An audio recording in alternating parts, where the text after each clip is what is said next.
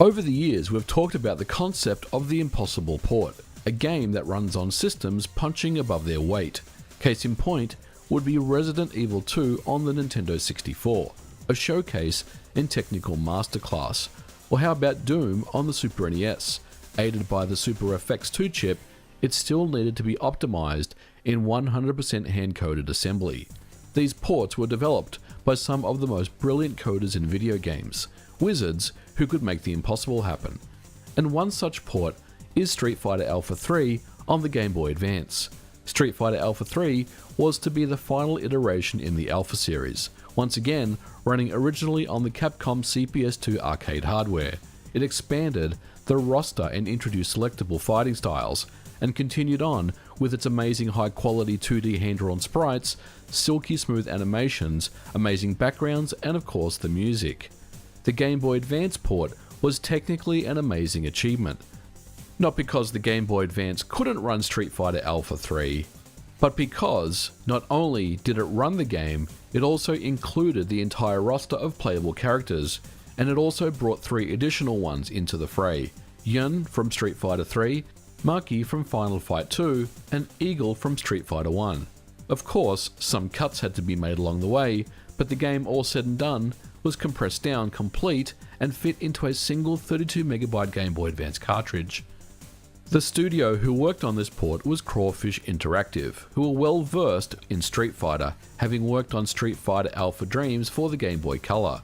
But this time around, they had a mammoth task on their hands, and it would be spearheaded by lead programmer Keith Burkill, who, although not a household name, was a wizard when it came to writing code.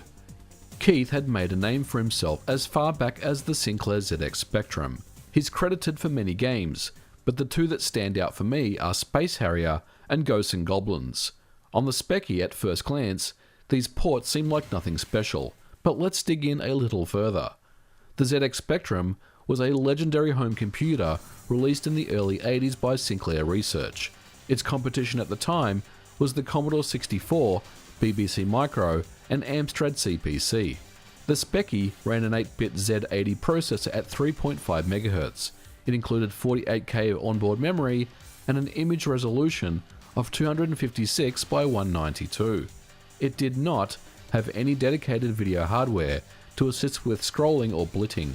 There were no hardware sprites, and its color palette is legendary, featuring 8 colors that can also be designated as bright, except for black. So a total of 15 colors are possible, and the colors themselves are overlaid as a grid of 8x8 pixel blocks, and there can only ever be 2 colors allocated per block. This meant that there would be what was known as attribute clash, one of the many quirks of the hardware. His work on Space Harrier was very impressive.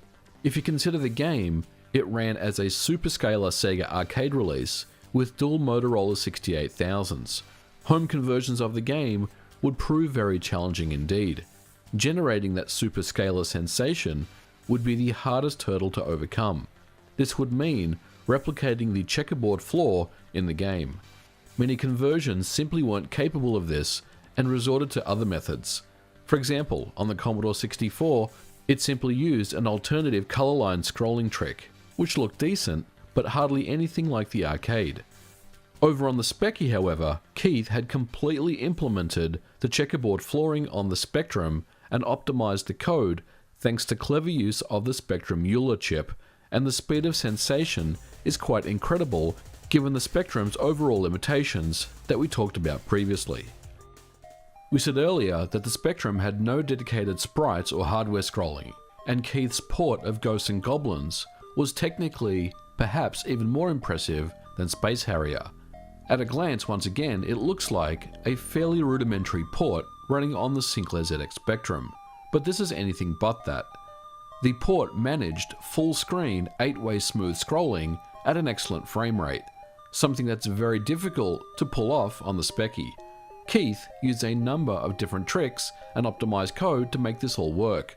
The code itself was reverse engineered in recent times and has been analyzed. The big takeaway is that everything was optimized by hand. It's important to mention, however, that while Keith would be the right man to lead the development of Street Fighter Alpha 3 on the GBA, This was no Sinclair ZX Spectrum, and the hardware was very fast at pushing 2D around, and this wouldn't be a problem. However, the biggest hurdles would be squeezing the entire game to run on a Game Boy Advance, and this would rely on heavy use of real-time compression and decompression. So for the task, Crawfish Interactive brought on Nick Pelling, an industry veteran and an expert in the field. He would develop a real-time compression and decompression routine to allow as much data as possible to fit on a tiny GBA cartridge. The original Capcom CPS-2 Street Fighter Alpha 3 runs at 384 by 224, the classic CPS-2 hardware resolution. It also supports 900 sprites on screen at once, 4096 colors on screen at once from a 32-bit palette, and supports 16 colors per tile. The Game Boy Advance runs at a resolution of 240 by 160 pixels, or a 3:2 aspect ratio, supports up to 128 sprites on screen at once, and selects from a 15-bit color palette and can display up to 512 colors on screen at once. For the game, Crawfish utilized Mode 0. This means that there are 4 individually tiled background layers, and 1 object layer to contain the sprite data. But what's interesting here is that Mode 0, none of those layers themselves can be rotated or scaled. If we take a closer look at one of the stages in the game, Background 0 contains the status display and heads up for the health bars and alpha triggers. Background 1 contains the nearest foreground data, Background 2 contains foreground data that's a little further away, and Background 3 contains the horizon background data. When combined, of course, this gives it the illusion of depth, or the parallax effect, that's a favourite of many 2D games. And of course, the object layer contains the sprites, which in themselves are significantly smaller than the original arcade version. On the Game Boy Advance, sprites do have some flexibility. They can be as small as 8 by 8 pixels and as large as 64 by 64. And when we take a look at the sprite data closer, you can see that the character is built with a combination of different sprites. And in this example, Ken vs Ken, we can see that the same sprite data is used, but a different palette is applied to player 2, and there is a bit to reverse the sprite in this particular example. The animations themselves are loaded in on the fly and applied to the stage, and as you can see, they are pulled into the sprite data in real time as they are needed. The complexity of this port would certainly have been in applying all game logic, movement, button presses, collisions, combos, and more into the game, which would have taken up significant room. Crawfish wanted the game to be parity with the PlayStation 1 version, and with the compression algorithm in place, on paper this would seem possible. But at the last minute, Capcom would flip the script, requesting the addition of 3 additional characters, bringing the total roster up to 37. This meant that some cuts had to be made along the way. Unfortunately, some background stages were eliminated, and more importantly for fans, the stage music was changed significantly. Some people love it, but some people don't, and much of the speech from the game did not make it into the port. That classic Alpha 3 announcer was nowhere to be found. Many sound samples that did make it into the game would be simply pitch shifted and reused for other characters.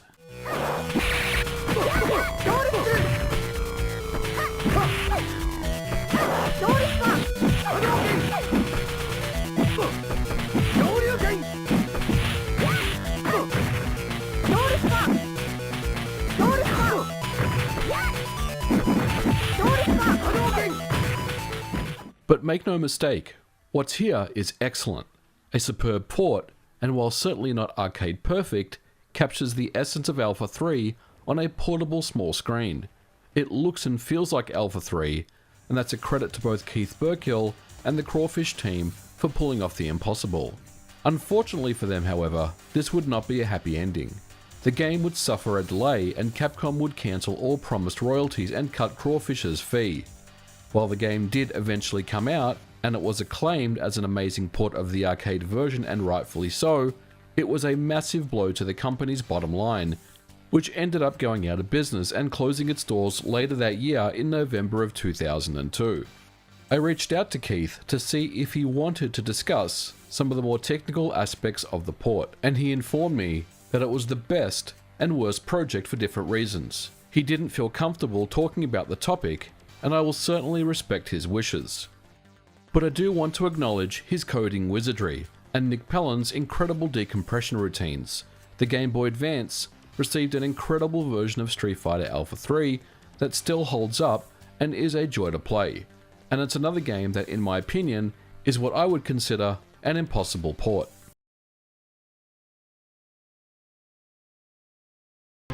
If you ask me what my favourite title in the Resident Evil franchise is, it's Resident Evil 2. For me, it's one of those sequels that is better than the original in almost every way. Resident Evil 2 follows the story of Leon Kennedy and Claire Redfield as they attempt to escape Raccoon City during a zombie outbreak. For the game, Capcom wanted Resident Evil to contain more movie elements in both story and atmosphere, and the tension is just at the right level. The enemies that you will encounter are memorable, and you'll never know what's waiting for you around the corner.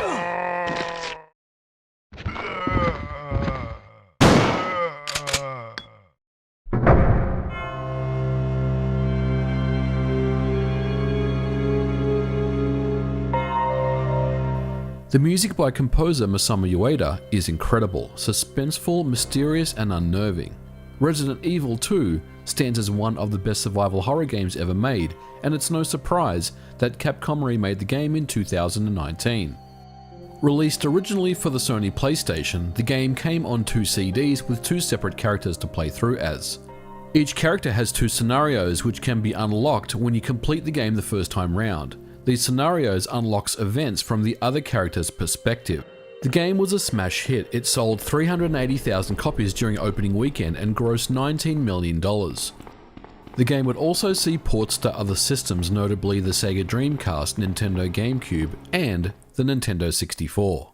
But if there's one port that stands out as truly the most impressive port of the game to various systems, it undoubtedly has to be the Nintendo 64 version. Released almost 2 years from the original PlayStation 1 version, Resident Evil 2 on the Nintendo 64 is a technical masterpiece. Somehow, the entire game, with both Leon and Claire's gameplay, including full motion video movies, music and audio, were all compressed down to fit in a 64 megabyte cartridge. This was achieved by Angel Studios, a team of 9 developers with a budget of $1 million. 2 CDs totaling 1.2 gigabytes of data was compressed to fit on a single Nintendo 64 cartridge. The video files in particular have a compression rate of 165:1, yet in a vacuum they look perfectly serviceable. It's only when you put them against the PlayStation 1 version that you notice that some sacrifices were made. What's also interesting about the Nintendo 64 is that there's no dedicated video decoding hardware for full motion video. It was all done in software. Unlike the PlayStation 1, which has dedicated movie decoding hardware, the Nintendo 64 has no such thing. But thanks to clever utilization of the RSP and custom microcode, meant that full motion video was actually possible on the N64. Full motion video on the N64 wasn't exclusive to only Resident Evil 2. In fact, Pokemon Puzzle League, which came out before Resident Evil 2, has a 30-second FMV intro, which looked as good as anything that you would see on the Sony PlayStation. Got to come and see me in my office in Puzzle League Village! Yeah! Did you hear me, Ash? Eager to prove themselves in this new type of Pokemon battle, Ash and Pikachu race to Pokemon Puzzle League Village. There it is, Pikachu! Are you ready for another new challenge? Pikachu! But Resident Evil 2 was a different animal. We're talking about 15 minutes of full motion video that ran natively on the PlayStation 1 at 320 by 160 pixels at 24-bit color. Uncompressed, this would require about 4 gigabytes. With no dedicated decompression hardware, meant that any compressed video format would require code to be written in software. Furthermore, the developers would only have 24 megabytes of 64 megabytes allocated for the FMV. The approach was to utilize compression, and a technique known as chroma subsampling took advantage of perception traits in humans, that we are more susceptible to brightness and contrast changes over color itself. If we consider these 4 images, the rightmost one has no subsampling. The furthest left has horizontal resolution reduced by a quarter of the original, and bandwidth is also halved. At a quick glance, all 4 of these images appear to be the same, but a closer look reveals that you can clearly see the artifacting. But on a CRT, with continuous moving full motion video images, these imperfections aren't as easily noticeable, and this is what the developers thought would be a suitable compression technique. With this in mind, a tool to compress the video images was developed. But even with the chroma subsampling technique, the video size would still end up being too large. The next idea was to reduce the bitrate, but reducing the bitrate meant that the quality of the video would be subpar. Increasing the bitrate was desired, but it simply exceeded storage requirements. This was not ideal, but thanks to the Nintendo 64 custom hardware and a few tricks up its sleeve, it was one of the earliest consoles to support vectors, and with the reality signal processor custom chip, meant that it could run code in parallel. With this in mind, the resolution of the movies were internally reduced, and then scaled back up thanks to some custom microcode that would handle this resolution scaling with a almost zero performance hit. The color space conversion after the code was decompressed back to RGB for the Nintendo 64's frame buffer was also rewritten to make use of the reality signal processor, and thanks to Nintendo 64's unique architecture meant that the RGB data was simply rendered directly to the frame buffer without any memory or caching. But even with these tricks, the movie files still decompressed way too slow. With most avenues exhausted, the developer decided to compress the movie by skipping every other frame and interpolate them. This effectively halved the movie frame rate to 15 frames per second. But to compensate, a trick was used that would utilize the RSP to swap in a new frame to simulate a triple buffering effect. This trick would essentially apply a new frame and average it out with the current frame, which would simulate the feeling of motion without noticing. If you pause the video during certain frames, you can clearly see the average frame between the new one that's decompressed and the current one that's in the frame buffer. This trick was done with some clever microcode. With the frame rate reduced in half meant that the output file was also halved. All these techniques applied would be enough for the video file to fit in the 24 megabytes of space. The developers reduced down all textures to be more friendly with the Nintendo 64's 4 kilobytes of texture cache. You can see this with a very clear comparison between the PlayStation 1 version. The game itself also has had some changes, notably the resolution. During gameplay, the game will bounce around in resolution internally, and if we run the game through emulation, you can notice that the resolution is changing on each scene that we load. Many people believe that the resolution is actually dynamic based on the number of enemies on the screen at one time, but this is in fact not true. All backgrounds are simple textures that are loaded in the game, and during scenes where there are more zombies on screen, this means that we won't be as focused on the backgrounds as much, and they are usually reduced in size internally. Now, the Nintendo 64 will scale all textures at the same level, but this is why some backgrounds appear blurrier than others. Once again, this technique of reducing some background sizes and not others was simply done to save space. Speech in the game has also taken a hit, which has been compressed significantly over the original PlayStation 1 version. Leon, sorry, but it looks like your party has been cancelled. Leon, sorry, but it looks like your party has been cancelled. What happened? Like the movie files, there is a lot of speech in the game, and this would have accounted for a significant reduction in size. Porting over the PlayStation 1's amazing soundtrack would have been a massive challenge. The Nintendo 64 lacks a dedicated audio chip, leaving the task to the RSP, which although is highly programmable, meant that the developers would need to write their own sound engine or find one. Fortunately, Factor 5's Musi-X sound engine was the one that was ultimately used. Musi-X is known as the tool that would bridge the gap between CD audio and MIDI, and it was perfectly suited for the game. Musi-X could be used as a normal synth during development, so the musician didn't need to know anything about code. They could just use a Windows PC to compose their audio, but the Musi-X sound module would be converted over to the Nintendo 64 with the audio sound itself. And the result? was very impressive, with no noticeable reduction in quality over the PlayStation 1.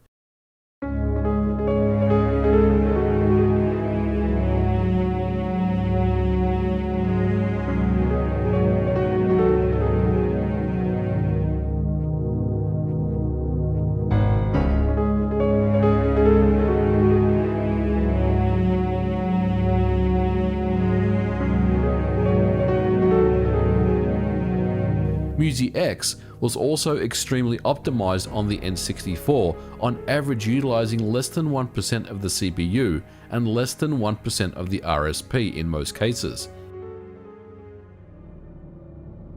One question that's always remained for me is about the full motion video. We mentioned previously that Pokemon Puzzle League used FMV in its intro sequence. This codec came with the Nintendo SDK in 1998 and was known as HQVM.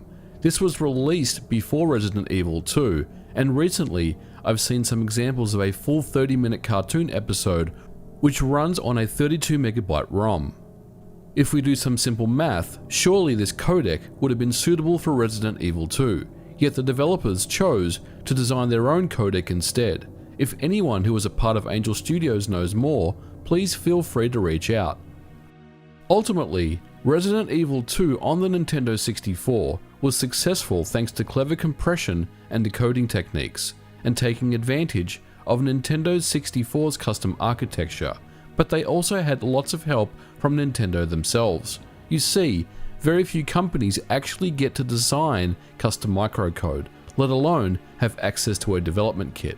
Nintendo was always very secretive about their microcode, but Angel Studios, with Nintendo's blessing, were able to do just that, and they also got the green light to partner and work with Factor 5 on Musi X. In the end, Resident Evil 2 on the Nintendo 64 is an amazing port that shows what can be achieved with the right optimization and development. It surely goes down as another impossible port.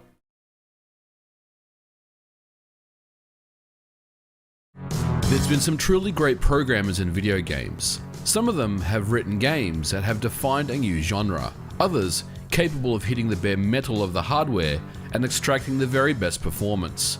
And then finally, there's the developer that makes the impossible happen. And Randy Linden falls into that category.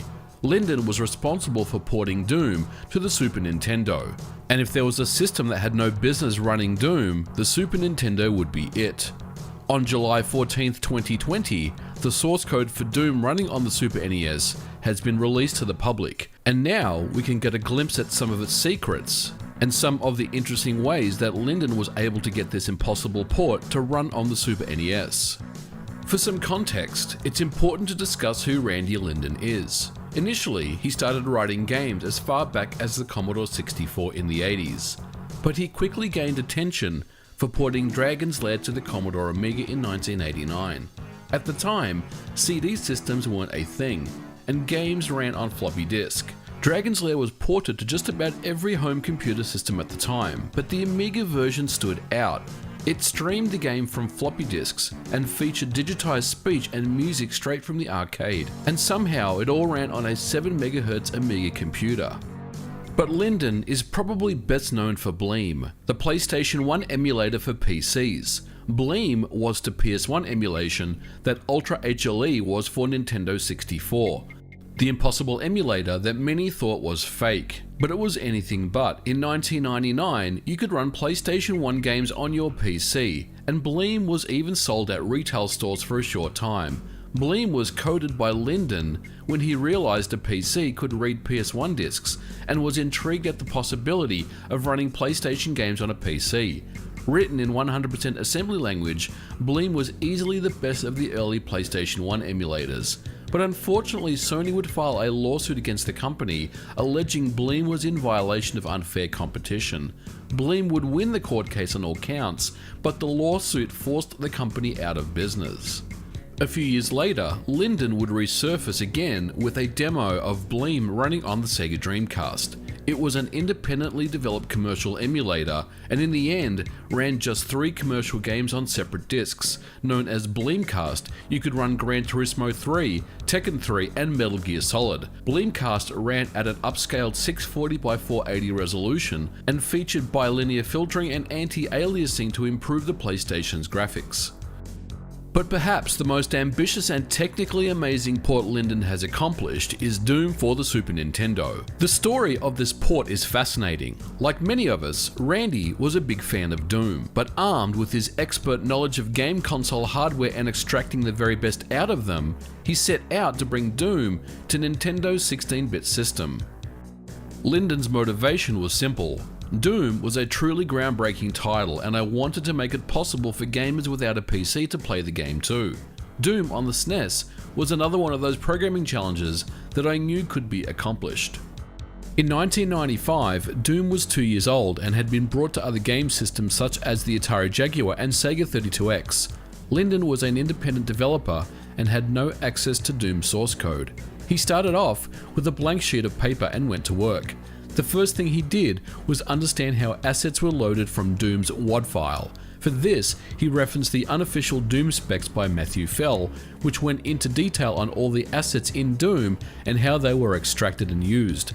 But the biggest hurdle would be bringing the id Tech 1 engine to the SNES without any source code. Linden knew that the Super NES hardware alone would not be fast enough to run Doom. The base hardware has a slow processor, a fast PPU that's aimed for 2D games, and although it could do some tricks with Mode 7, Doom lives in a 3D space, and its engine relies on mathematical calculations to render its world. And for that, he would need to tap into the update to the Super Effects chip that Nintendo originally used in Star Fox. The Super Effects 2, or GSU2 chip, would power Doom, and be responsible for much of the mathematical and vertex calculations. The GSU2 ran at 21 MHz RISC architecture, and on paper would be up to the task. But setting up a development environment to tap into the Super Effects 2 chip would also prove difficult.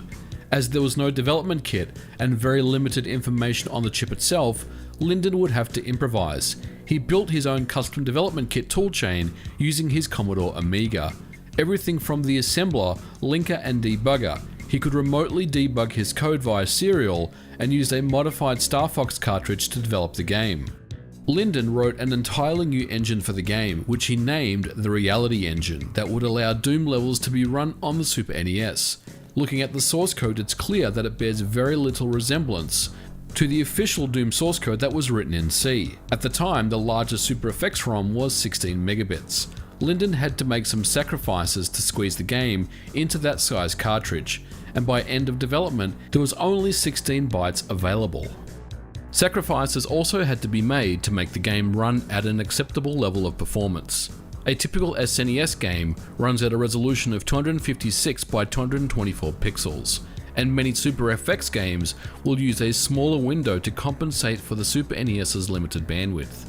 Doom shrunk the screen size down to 216 by 176 pixels, and with 32 rows used for the status bar, and because each vertical line is doubled, the native rendering resolution is actually 108 by 144 pixels.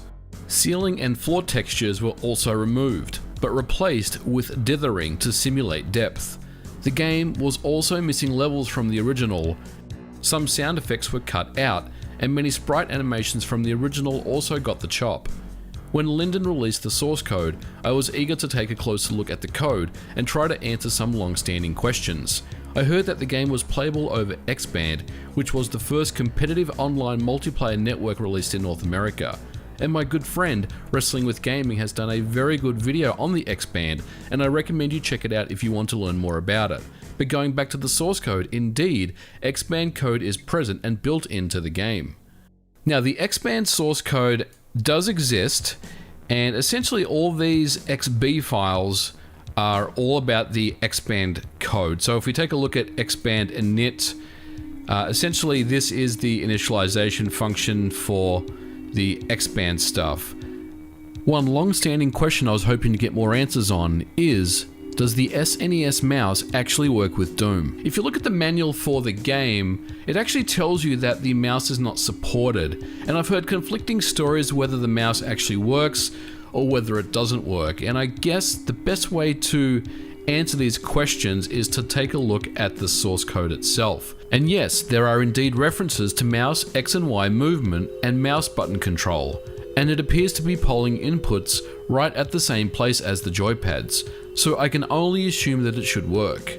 However, when I tested my original copy of Doom with a Hyperkin mouse, unfortunately, mouse support still doesn't seem to work, and it goes on with what the manual is telling me. So I am a little confused about this one. If anyone has any experience in getting mouse control to work on Doom for the SNES, please let me know in the comments below.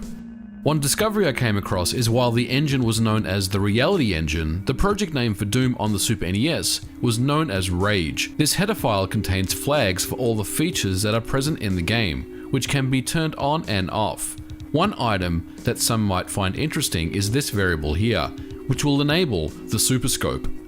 Now, the Super Scope was an add-on peripheral for the Super Nintendo that allowed you to play light gun style games. It was essentially this kind of plastic bazooka type thing, and it allowed you to play certain games on the Super NES. There was a 6-in-1 game. Metal Combat was another one that took advantage of the Super Scope. So there was some Super Scope specific games out there. There was a Yoshi's game out there as well. And Doom supposedly supported the Super Scope. Now, looking closer at this, even though this use scope is set to 0 and 1 will enable Super Scope, I think what I will tell you guys is that, again, I don't know if this is the latest and greatest code or if there's other iterations of the code, but if we do a search for use scope in this project, it's only ever defined in this rage.i. It's never used anywhere else. So that kind of tells me that Super Scope, even though it was something that was considered to be adding into the Doom source, is not something that actually made the final cut. The Reality Engine consisted of very fast assembly language for loading Doom levels, including an optimized BSP algorithm, code for segments, walls, sprites, sound effects, music, and more. And because Doom ran in a 3D world, it meant trigonometric based math, which a slower processor like the Super NES would not be very good at. So to get the very best results when it came to this trigonometric math, he used pre-calculated lookup tables, something that was very common in the demo scene. So essentially what we have here is sine, cosine, and tangent tables, I believe, that are all pre-calculated, and the reason for doing this is for speed.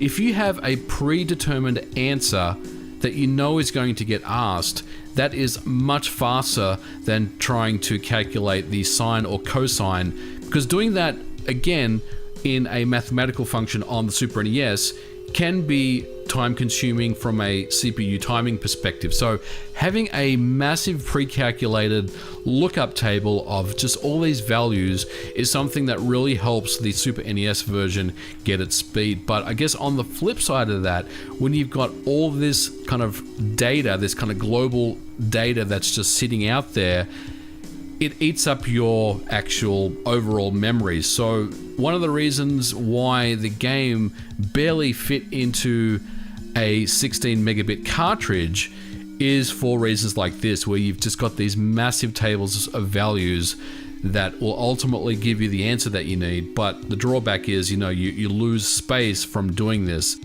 One of the most important parts of Doom is the BSP tree. This is the algorithm that renders walls, drawing as it traverses a tree of nodes from front to back. Linden rewrote this into fast assembly language and incorporated it into a cache block for speed. This would be crucial for performance. Also crucial would be the fill rate and DMA of Super Effects rendering over to the SNES. Many other parts of the Reality Engine were also optimized and cached. But even with all these optimizations, Doom on the Super NES, while technically impressive, can get sluggish at times, running at an average of about 10 frames per second. In general, limitations of bandwidth, fill rates, and the low clock speed of the Super NES main processor are the main culprits. I think it's fair to say that this code has been pushed about as far as it can. Many people were disappointed that Doom on the Super NES ran at a sluggish frame rate and looked blocky, but I think that's missing the point. Incidentally, running the game with a slight overclock under emulation does improve frame rates quite significantly. Perhaps with a little more clock speed or bandwidth on the hardware, then we may have seen some better results. As for the future, it remains to be seen what we'll see of this source code. For me, it's simple, however. Impossible ports deserve to have their work preserved forever, so it can be studied and understood. And there's already been some recent updates in the ROM hacking scene. The long-standing circle strafe issue that was found on the Super NES version of Doom has been patched recently. This means that the control system on the game is much improved, and it's definitely worth checking out if you're interested. For me, it's the biggest gripe of this particular version. So I'm very happy to see a patch has already been released. And with this source code release, maybe we will finally get that Super Scope support edition we've been hearing about for all these years.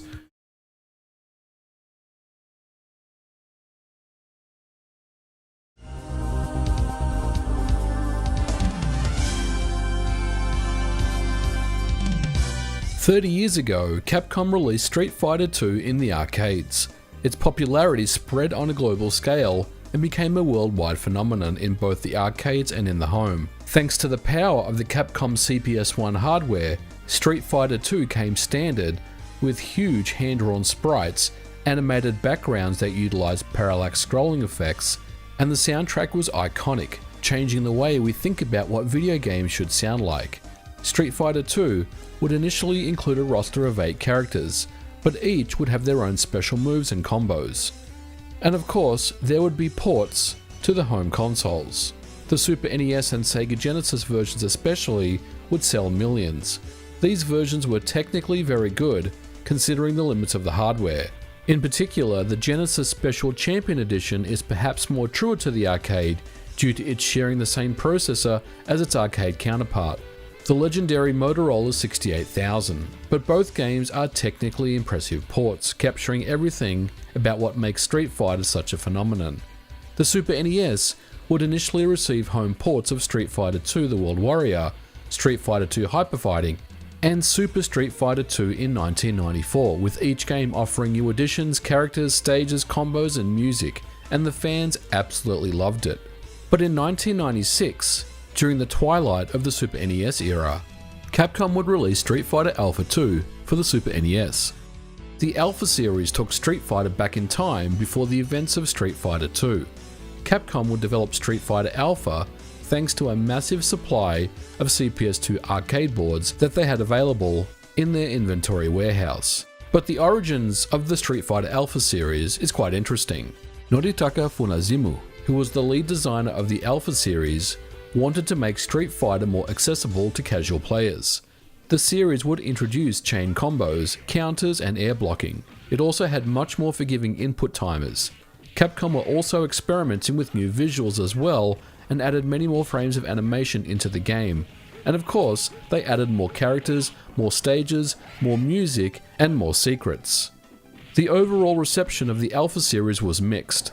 While it certainly wasn't a massive success for Capcom, it made enough in revenue to continue updating the franchise, and also for Capcom to release home console versions, with Alpha 2 considered the best of the three, and Street Fighter Alpha 2 would see ports to the Sony PlayStation 1, Sega Saturn, IBM PC, but it was the Super NES version that is of notable interest.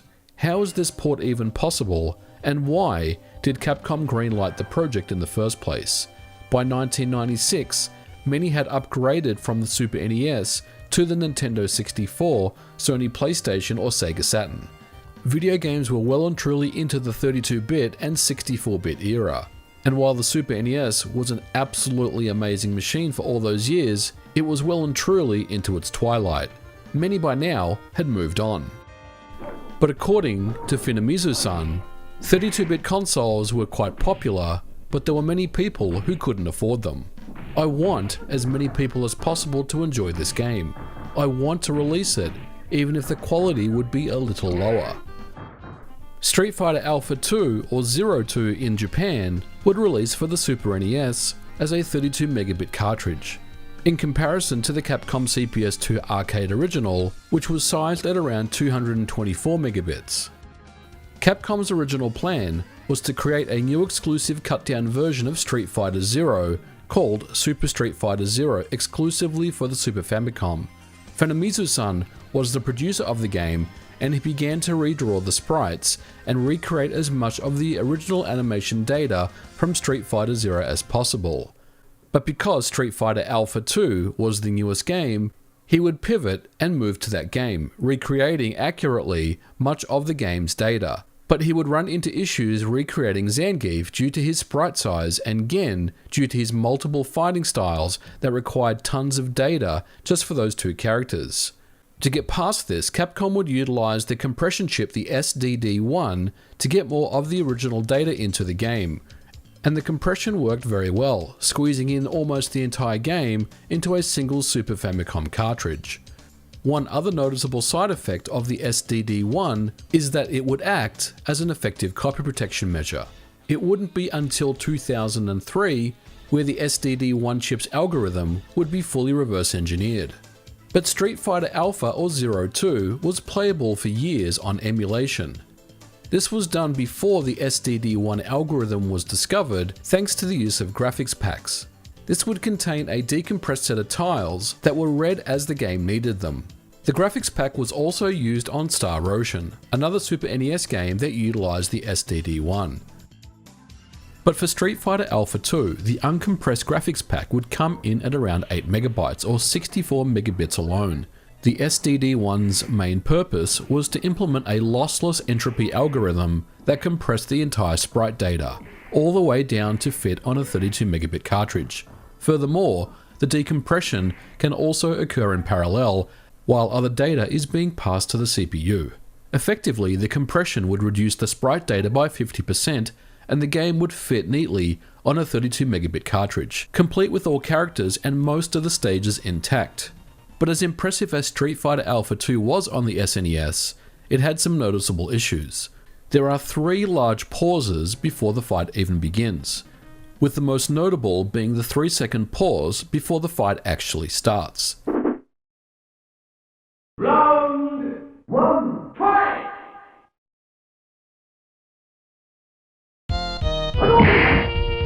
This is especially puzzling on cartridge-based systems where data I/O should be extremely fast. And this is why many people will say that Street Fighter Alpha 2 on the Super NES has loading built into it. But why does the game act this way? Is it truly because there's too much data packed into the game, and the only way it can work is to pause the gameplay while new chunks of data is being loaded in? Now, one of the biggest misconceptions about Street Fighter Alpha 2 or Zero 2 on the Super NES is that the SDD1 decompression is responsible for the pauses and delays before the game stage actually loads. But as we'll see, this is not actually true. For years, it was believed that the SDD1 decompression was locking up the main game execution as it decompressed graphics into the game. But if you take a closer look, the sprites and the backgrounds have already loaded. So this seems a little puzzling. Furthermore, an early Street Fighter Alpha 2 prototype that showed early progress of the game clearly has the same pauses before gameplay. Round 1, fight!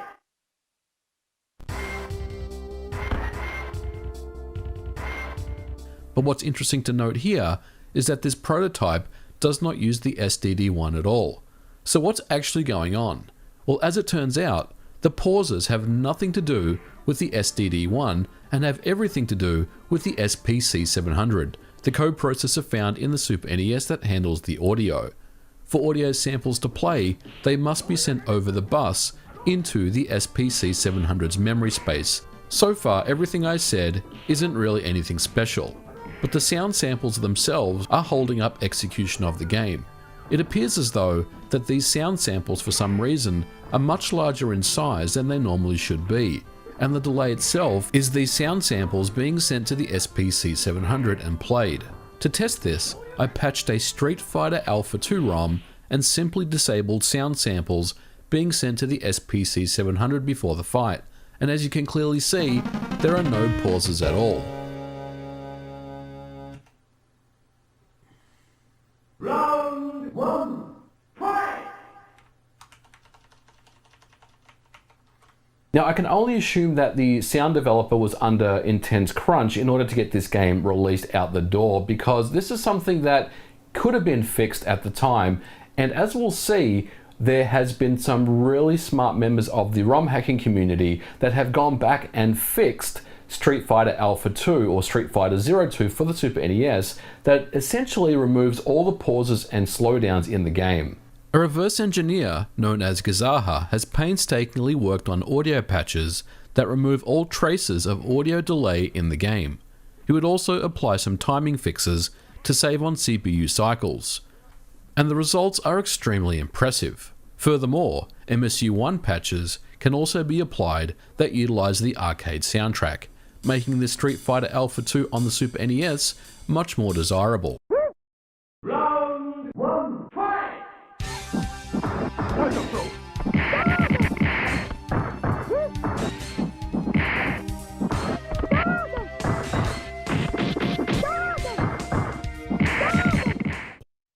But the question still remains, why would Capcom release the game when the pausing issues could have been addressed? To speculate, let's go ahead and look at the timeline. Street Fighter 02 was released in December of 1996 in Japan and in November of that year in the US. Star Ocean released in July of 1996. So Capcom must have caught wind of the compression chip at some point during late 1995 or early 1996, and most likely the focus would have been on the SDD1, and possibly not having enough time to deal with the sound issues before the game was released. This of course is all speculation. Even with the pauses in place, Street Fighter Alpha 2 is a very impressive port for the Super NES. Many would say it's an impossible port that has no business running on the hardware, and thanks to modern reverse engineering techniques, new discoveries and secrets are still being found in the game 25 years later. In early 2021, it was discovered that Shinakuma can be unlocked in the Super Famicom version. There was some discussion in 2015, but there was no real confirmation until this year. For this to work, you must clear arcade mode getting the highest score and enter KAJ in the name, and at the title screen, hold down L, X and Y and the start buttons on the two-player controller and select arcade or battle mode.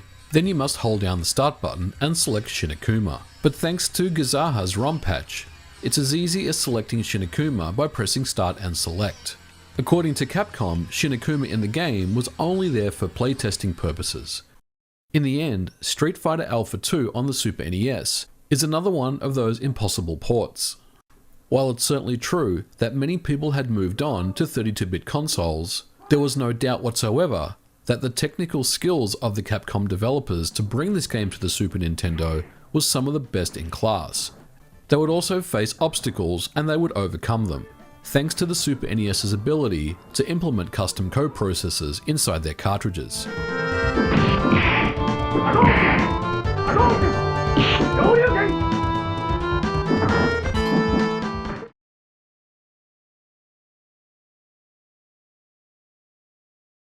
It was the year 1983, and in America, the arcade industry was in decline. Pac-Man fever was well and truly over, and games like Space Invaders, Galaga, and Pole Position were well past their prime. And while new games were moderately successful, they mostly followed a similar formula. Sure, you had games like Track and Field, one of the earliest button mashing games, but the arcade industry needed something unique and different. Star Wars would be one game that stood out. With its full-sized sit-in cockpit, you played several stages in a fully 3D vector world to ultimately blow up the Death Star. It would end up being Atari's top-selling 1983 arcade release and sold over 12,000 cabinets. But even that would not be enough.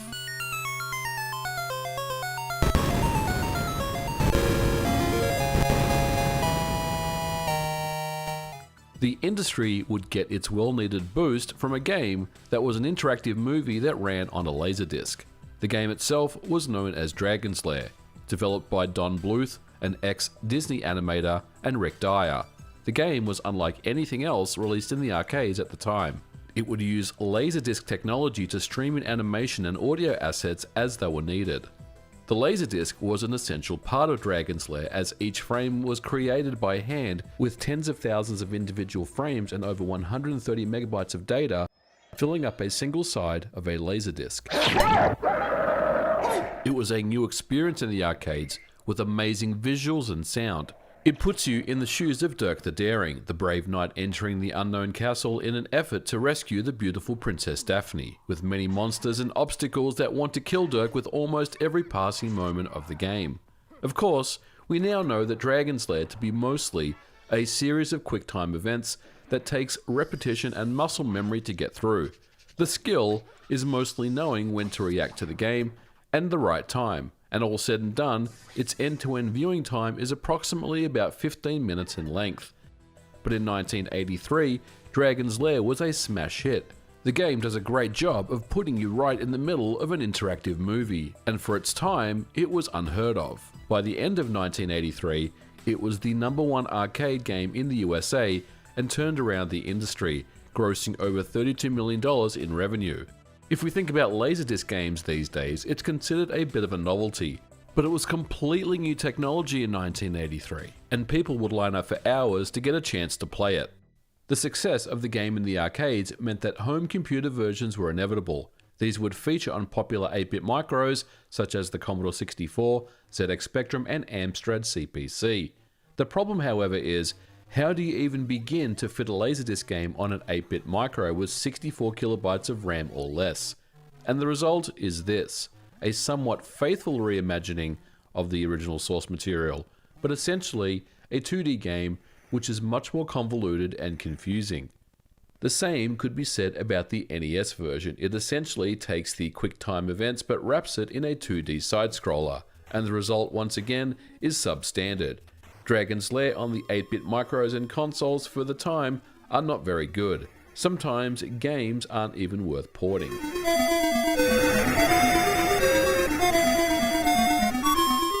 But all that would change in 1989, when Dragon's Lair on the Commodore Amiga released.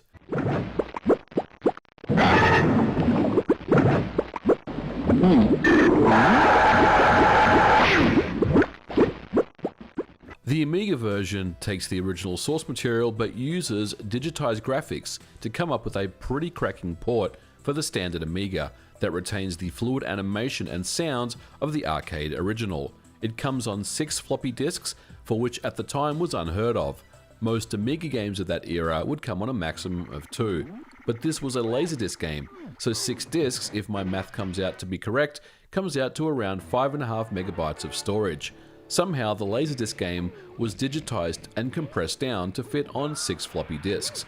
This was sorcery, and the man responsible at the time was a 17-year-old Randy Linden, a name that you may be familiar with. He would take upon the challenge to see if Dragon's Lair and a Laserdisc game was indeed possible to run on the Commodore Amiga. The story of how Dragon's Lair ended up on the Amiga is fascinating in of itself. Randy Linden, for those that aren't familiar, is a once-in-a-generation type of programmer, and we've covered his works on the channel before, including Doom on the SNES, and most recently the unreleased Quake prototype for the Game Boy Advance. Linden, however, is probably most well known for his work on Bleem, the very first commercial PlayStation 1 emulator, Bleemcast for the Sega Dreamcast. Dragon's Lair is another of Randy's challenges. He loved the game in the arcades and believed that the Amiga was up to the task, so he set out to make it a reality. He went down to some local arcades in Toronto to seek out a Dragon's Lair arcade machine. He would ask the manager if he could buy the Laserdisc outright. One of the managers then put him in touch with Cinematronics, the company responsible for the arcade original, and he was able to order the Laserdisc and borrow a Laserdisc player from a local AV store. When he browsed through the contents of the Laserdisc, he realized that the entire game was there scene by scene, completely unprotected. From here, the goal was to capture the entire Laserdisc frame by frame onto his Amiga. But how would he accomplish this? Well, the Amiga is a very versatile system with many features. Digitizers existed for both sound and video, and Linden already owned an audio digitizer known as the Perfect Sound. This was developed by a company known as Sunrise Industries, who you may know these days with their current name as Roku. Linden would then reach out to Sunrise because he had read in a magazine that they were working on a video digitizer known as Perfect Vision, and the company agreed to sending him a prototype. It was at this point that Linden flew to New York to meet with Sullivan Bluth and pitched the Amiga version of Dragon's Lair, which they ultimately agreed to. Back at his home, Linden would then scan every single frame of the Laserdisc using his digitizer to his Amiga 2000, which had a 40 meg hard drive, a huge amount of space back in 1988. This came out to tens of thousands of individual frames of video.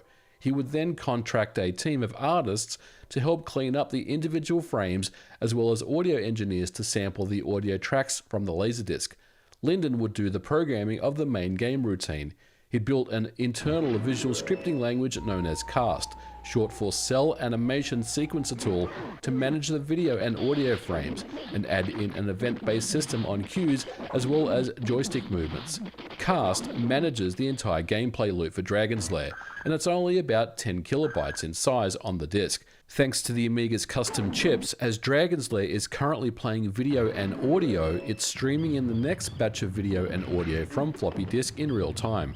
According to Linden, this is quite possibly the earliest example of streaming on the Amiga. But speaking of floppy disks, the game somehow needed to be compressed to fit and play off floppies, and this would become the most important aspect of Dragon's Lair on the Amiga. Swapping disks would be inevitable, so getting it right would be very important. One interesting feature of the Amiga's floppy disk drive controller is that it's quite versatile. It's possible to develop a completely custom disk routine that could be happily read by any other Amiga disk drive on the market.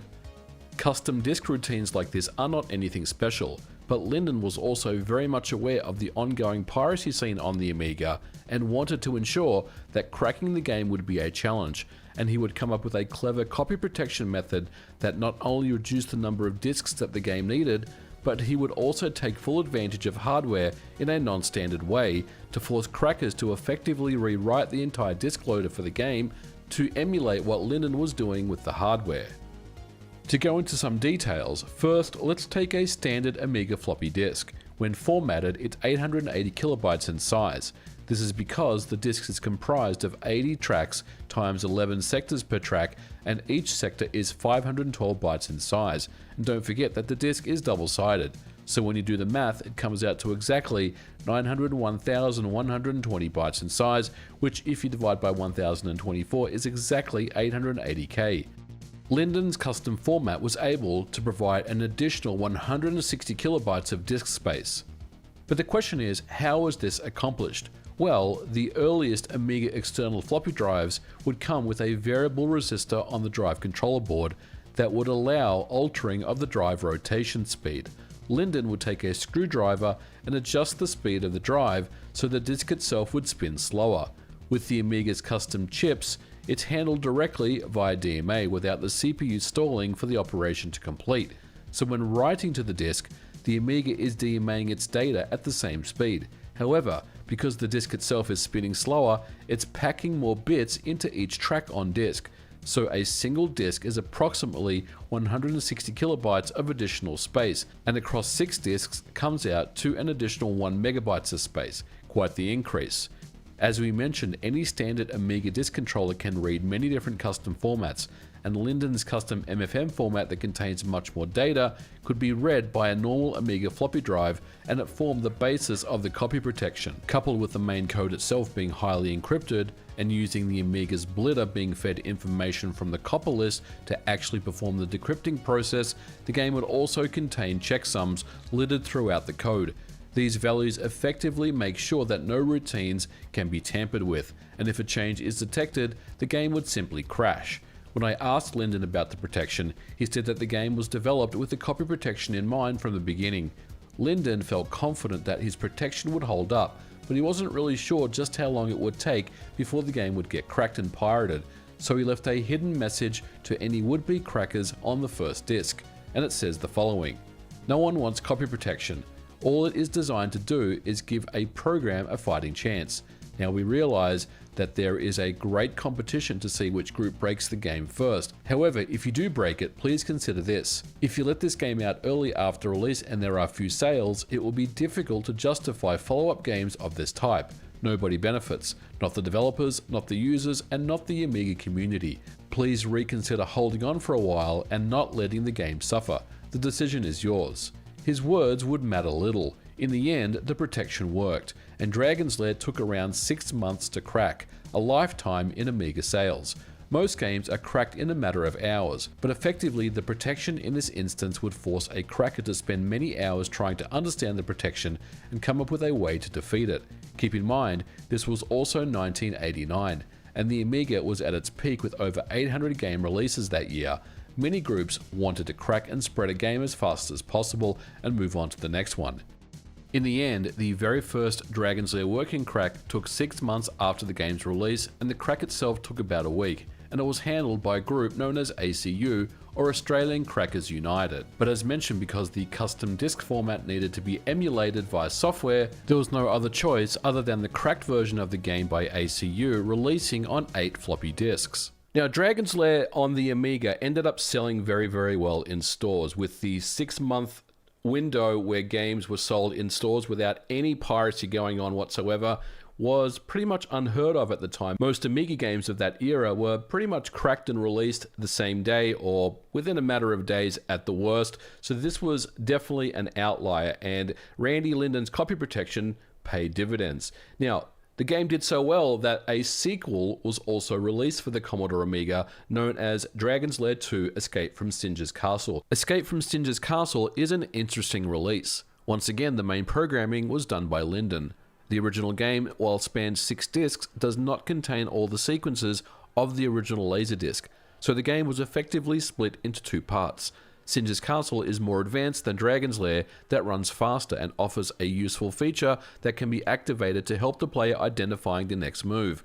The game this time round runs on 5 floppy disks and does away with the MFM encoded disk format of the original. This was done deliberately to make the game hard drive installable. The copy protection was reduced down to a simple piece of red paper with many codes on it. Simple manual protection that was much more easier to crack. And speaking of cracking, I ended up talking to legendary Amiga cracker Galahad from the group Fairlight, and I asked him about his perspective on Dragon's Lair, and he said the following thing. Dragon's Lair from a cracking perspective was a perfect storm. It was interesting as a title and copy protection, but the game was never anyone's must-have, and with a plethora of other games to crack, and each group expecting others to do it, it didn't become anyone's priority to release and simply didn't get done until months later. Had Dragon's Lair been a 1991 release, for instance, it would have been cracked and released in the first couple of days and spread like wildfire, because in those 2 years since 1989, many more people upgraded to 1 megabytes, modems were now faster and more commonplace, and larger games were starting to get more frequent on the Amiga. There was one more trick up the sleeve of Dragon's Lair on the Amiga that we haven't talked about yet, and that has to do with memory. If we look at the box of the game, it says that it runs on the Amiga 500 or 2000 with 1 meg of RAM. And just to make my viewers aware, in 1989, an A500 or A2000 would come with 512 kilobytes of RAM on board, and you would need to purchase an additional 512K or more to get the game to run. This was not cheap to expand your Amiga at the time, but interestingly enough, it also says that the Amiga A1000 only requires 512K. So how is this possible? The boot up firmware that powers the Amiga is known as Kickstart. The early Amiga A1000 would load Kickstart from a floppy disk as 256 kilobytes of data into an address space that was considered ROM and could not be modified. Later Amigas, such as the A500 and the A2000, had this Kickstart firmware embedded as a ROM chip on the motherboard.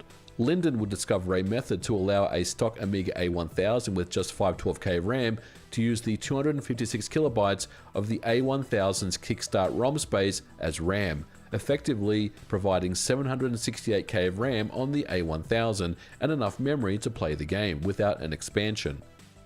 In conclusion, the Amiga version of Dragon's Lair was technically brilliant, but as a game, quite polarizing. Many reviewers praised the graphics and sound, but didn't like the game due to its quick-time event-style gameplay. But Linden's work on the game was incredible, not only taking advantage of the Amiga's hardware to offer an accurate representation of the original Laserdisc arcade original, but also stopped pirates dead in their tracks for months and gave the game every chance to be a success, which ultimately it was. Dragon's Lair as a game was quite limited, but it's a work of art and one that ultimately many fans remember with great fondness. In 2002, Randy Linden needed a new project. Linden, whose previous work included Bleem, the infamous PlayStation emulator, Dragon's Lair on the Amiga, and of course Doom on the SNES, is considered a master programmer, a rare breed these days. He understands how hardware works and how to take full advantage of it. He would usually write code in 100% assembly language, squeezing every last bit of performance out of the hardware. But in 2002, he wanted to do something new, and in typical Randy Linden fashion, he would create the impossible.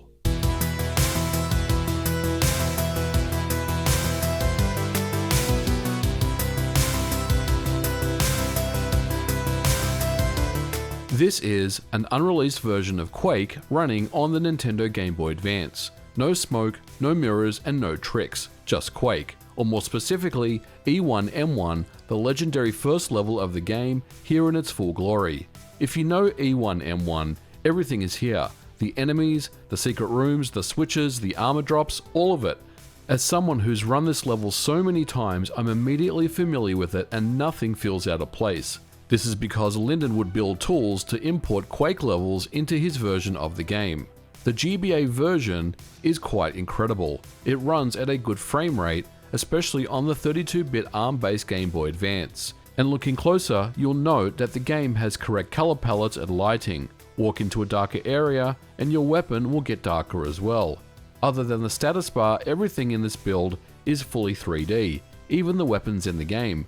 Most 3D games on the GBA will use sprites for weapons, but this build cuts no corners. What you're seeing here is an earlier unreleased version of the Quake prototype that was released by Linden in early June, and the story of its development and how it was optimized so well that it could run at this level of performance on the GBA is quite fascinating. The engine itself spans 200,000 lines of 100% ARM assembly language and features no references at all to the idTech 1 engine that was released by John Carmack as open source. Building custom engines to run games like Doom and Quake is Randy's specialty, and he has very good experience in doing this, especially when we consider his previous work on Doom on the SNES. It's also important to note that Randy was not a Nintendo registered developer at the time, so the Game Boy Advance prototype of Quake began as a homebrew hobbyist project, with the main goal to send the game to id Software and see if they would be interested in publishing the game. This is the exact approach that Linden took when developing Doom on the SNES. He built a small vertical slice, had a friend send the demo to id Software, and of course the rest is history.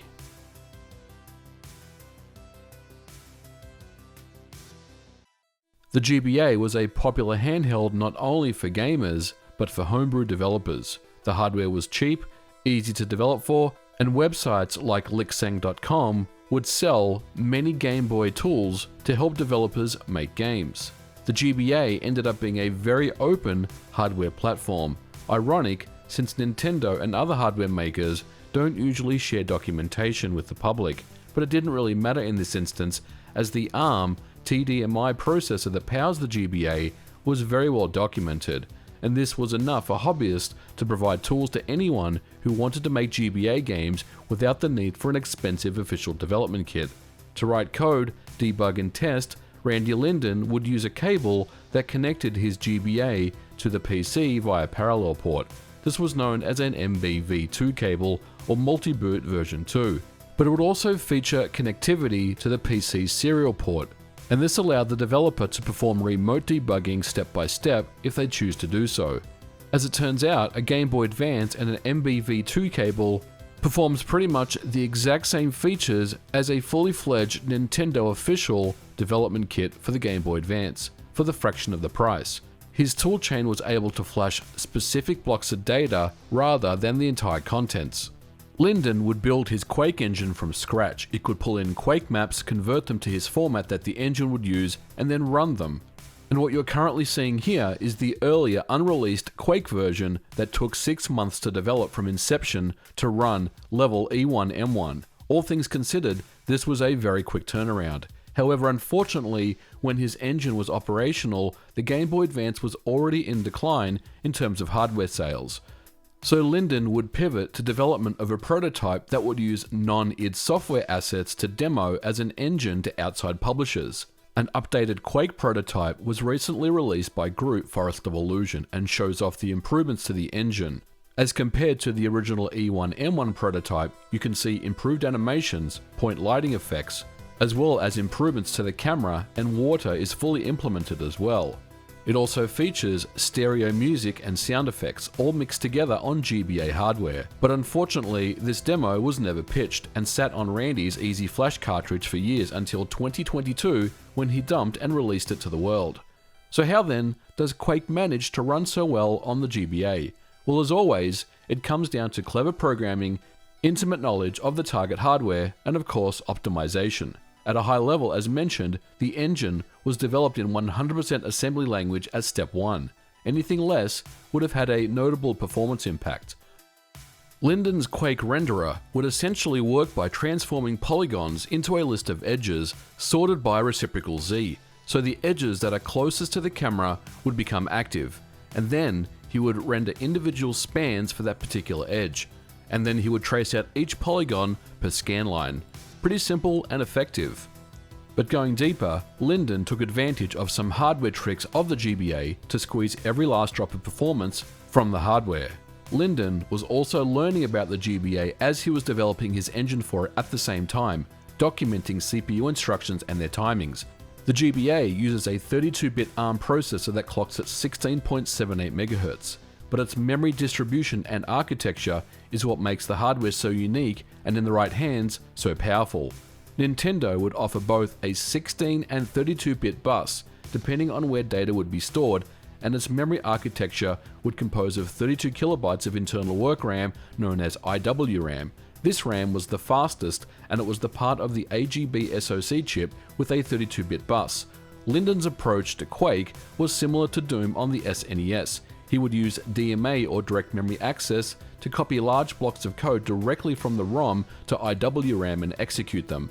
Of particular note would be the texture mapper, which was over 10,000 lines of assembly language code that would do much of the heavy lifting and use up most of the 32 kilobytes of IWRAM space. EWRAM was the external work RAM, and it was larger at 256K, but it comes at a cost as it sat outside the SoC. It was connected to the CPU via a 16-bit bus. This would mean additional latency in loading and storing data. However, Linden would make use of the GBA's thumb instructions. Thumb is a subset of ARM, which are encoded into 16-bit words. EWRAM is the best place for storing and retrieving thumb data, and with the correct usage can run as fast or even faster than ARM instructions. Linden would use EWRAM to store many pre-calculated lookup tables to perform many math functions for the 3D renderer. The Game Boy Advance has no floating point numbers, and Quake makes quite heavy use of them. He would also individually optimize multiplication in the code so it would use the fewest amounts of CPU cycles possible. But there's one more thing that's even faster than RAM, and that's CPU register variables. When it comes to computers and game consoles, the CPU will often have a small amount of storage within the CPU itself, where data can be stored and accessed very quickly. These storage cells are called registers. By default, the GBA's ARM processor has 16 registers available. However, the processor has 6 different modes that it can switch into with a simple assembly language instruction that can open up a total of 37 registers to the developer. These registers are also persisted, so if you switch out of one mode and return to it, the values will be retained. Linden would make clever use of these processor modes to switch and get access to the registers that he needed. I would switch to a particular mode, use the registers, and then switch to a different mode which preserved the original registers and gave me access to a new set of registers. When I switched back to the original mode, the registers were retained their values. This concept he termed bank switching was pivotal for performance. Having the values on hand in registers would always be the fastest method available. Linden would use self-modifying code to help with performance, which can reduce things like instruction branching, which can be an expensive operation and use many CPU cycles. It also helps reduce repetitive code. But self-modifying code is also quite hard to debug and maintain, as the source code may not be immediately understandable. In general, the addition of self-modifying code is a fairly complex area that requires clever programming. Other optimizations and tricks were used to place lookup tables at the base address of ROM, IWRAM and EWRAM, so the code did not need to first do a load operation to pull the address of this data.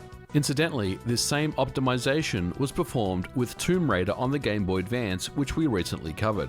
There is a third type of RAM that we haven't talked about, and that's VRAM, and this is obviously for graphics data. The GBA has 96 kilobytes of it, but it can also be used to store general purpose data, and Linden would use some VRAM as the hardware has so very little RAM available for the system. It was slower than IWRAM, but because it sat on the SoC, it was still faster than EWRAM.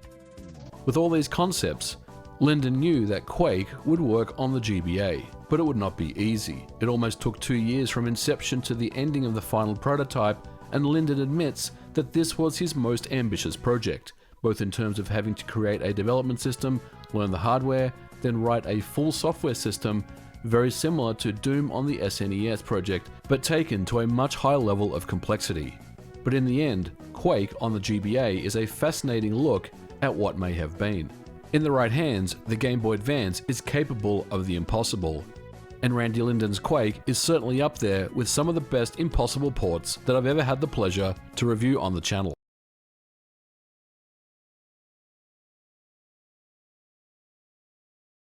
In 2013, Microsoft and their new company Respawn Entertainment, formed by ex-Call of Duty Modern Warfare veterans Vince Zampella and Jason West, would announce a brand new IP that would be exclusive to the Xbox and would feature on Microsoft's next generation console, the Xbox One.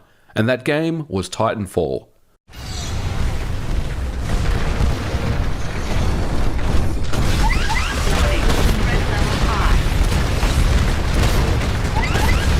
Another Titan is attacking you. Caution, you are outnumbered. Warning, severe reactor damage sustained. Titanfall would eventually release on March 11, 2014 for both Xbox One and Windows PC. This would be the debut title from Respawn, and the hype surrounding the game would be massive. In Titanfall, you play as an unnamed pilot, and have control over a mech-style machine known as a Titan. The game is a multiplayer shooter that takes advantage of Microsoft Cloud Computing to manage NPCs that will fight both against you as well as on your team. The game is exclusively multiplayer only. There is no single-player campaign, nor is there any form of system link support. All of this while competing in a 6 vs 6 online multiplayer arena. The basic premise of Titanfall is that you start each match as your pilot, and after selecting your loadout, you are thrust into the world. There are 15 maps that you can play. You start with 3 weapons, a normal weapon, such as an assault rifle, a sidearm, such as a pistol, and an anti-Titan weapon for taking out enemy Titans. You can also throw grenades, cloak for a small duration, and have access to things like a better radar. The pilot can not only run, they can also double jump to reach high ground. They can also perform things like wall runs. This is a very vertical game. After a set duration counts down, your Titan will be available for you to summon and use. And from here you have access to additional weapons, which are much more powerful than the pilot's weapons. But once you are in a Titan, the game never feels overpowered. It's still very well balanced, and that is one of the great features of the game. For example, the Titan cannot jump to high ground, but it can very quickly move out of tight situations. As you progress, you will complete challenges, gain more experience, and unlock things like new loadouts, pilots, and Titans that have different skills. Titanfall was very well received in 2014 when it launched. Perhaps it didn't hit the heights that everyone expected, but it still reviewed very well. It was a high point for Xbox One owners, and a game that I'm personally a big fan of. On launch, it came with 15 maps, with additional maps added later as DLC. Respawn developed Titanfall with a heavily modified version of Valve's Source Engine and targets 60 FPS at 762p on Xbox One. And for the most part, it gets there, but there are moments of slowdown and stutter during firefights.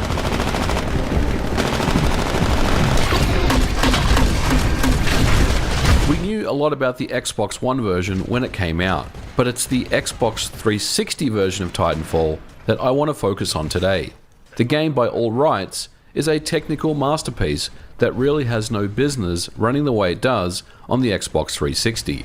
The entire game is here with no compromises other than a graphical downgrade. It features both an uncapped frame rate, which in my experience sits anywhere between 30 to 50 frames per second, occasionally hitting 60 when there's not much action on screen. This may sound quite mundane, but in fact the game is heavily optimized and in parts even better than the Xbox One version. But there's also a 30 FPS frame limiter option as well, and in my experience this is the way you want to play the game. It's a neat touch. Titanfall on the Xbox 360 was developed by none other than Bluepoint Games, best known for their work on the Sony PlayStation over the years with remakes of games such as Eco, Shadow of the Colossus and recently Demon's Souls for the PlayStation 5. Bluepoint was not an exclusive Sony studio until recently when they were acquired as part of PlayStation Studios, but Titanfall on the Xbox 360 would be a different challenge for Bluepoint, one that would take them outside their comfort zone. Bluepoint is best known for HD remakes and remasters, yet when we talk about Titanfall on the Xbox 360, this is a downport from the Xbox One version, on hardware that launched in 2005, 9 years before Titanfall ever released. So how was Bluepoint able to pull this off on the Xbox 360? Well, first of all, before we jump in and answer that, let's do a quick primer of the Xbox 360 and Xbox One. The 360 launched in 2005 and features an IBM Power PC-based CPU known as Xenon, clocked at 3.2 GHz. Xenon contains 3 physical cores, with each core capable of simultaneously processing 2 threads, therefore operating up to 6 threads at once. There's also 512 MB of GDDR3 RAM and 10 MB of super-fast EDRAM. Its underlying graphics API is DirectX 9.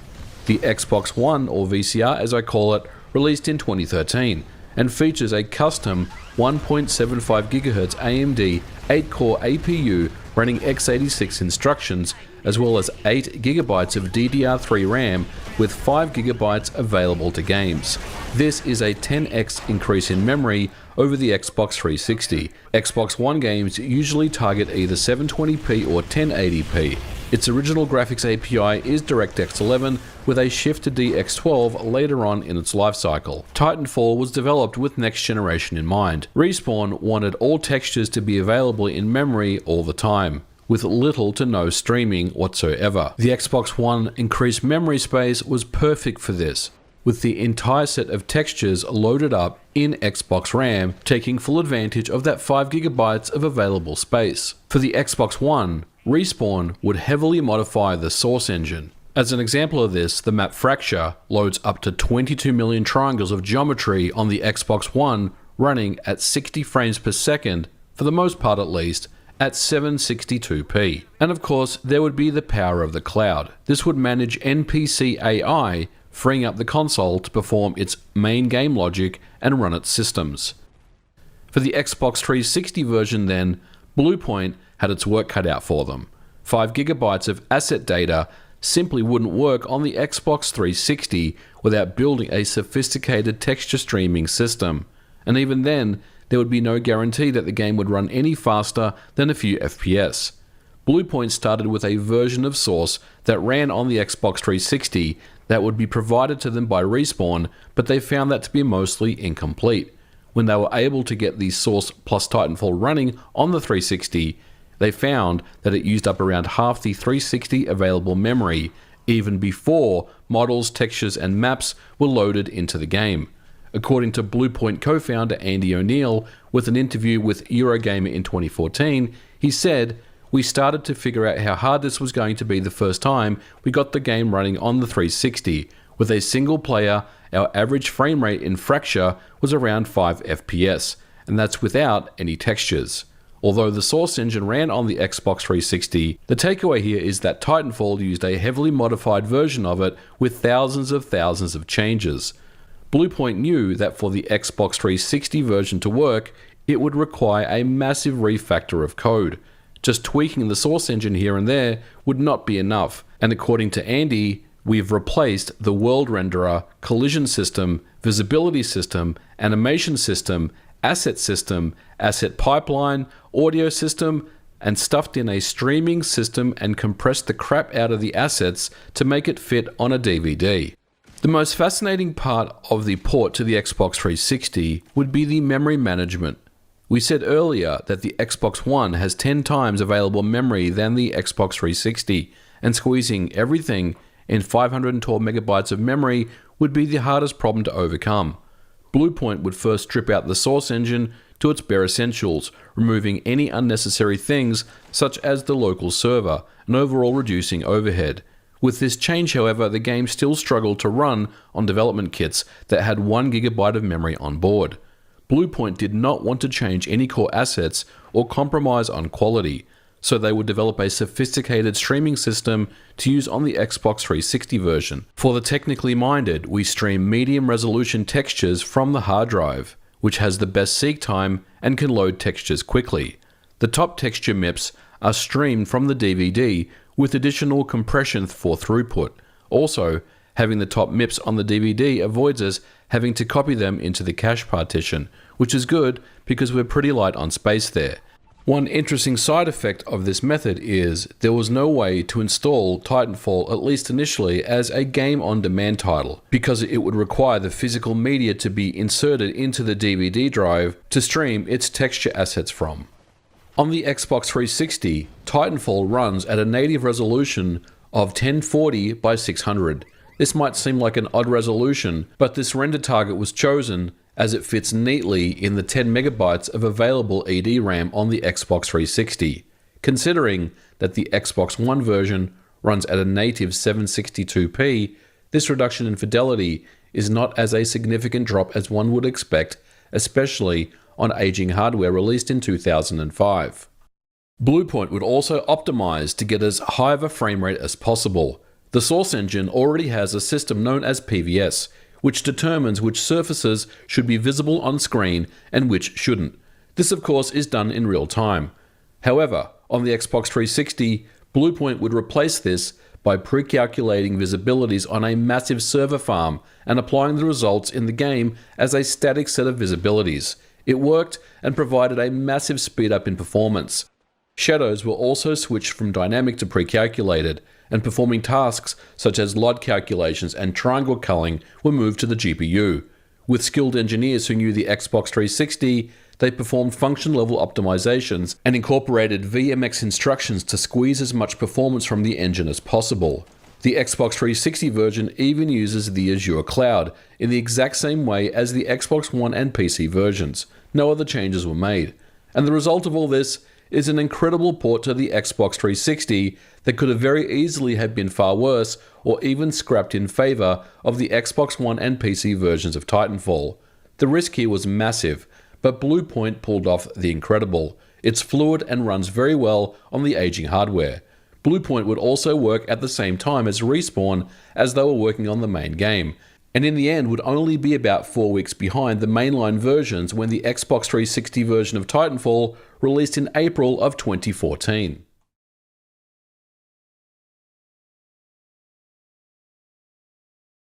In 2007, Valve would release Portal, originally for the Orange Box on the Xbox 360, PlayStation 3, and of course on Windows. Portal has since seen ports to other home consoles since that time. However, you've probably never seen anything like this before.